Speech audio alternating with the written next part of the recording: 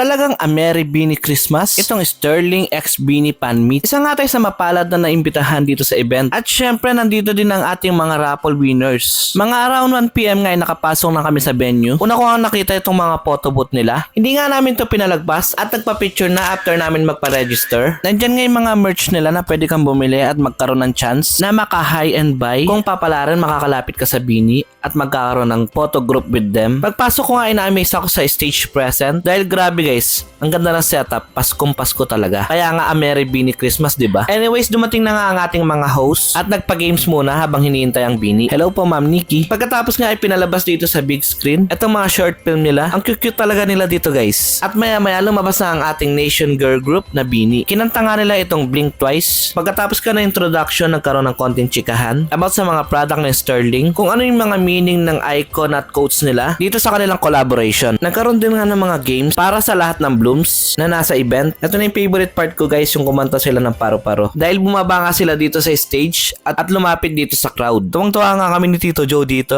at hindi makamove on.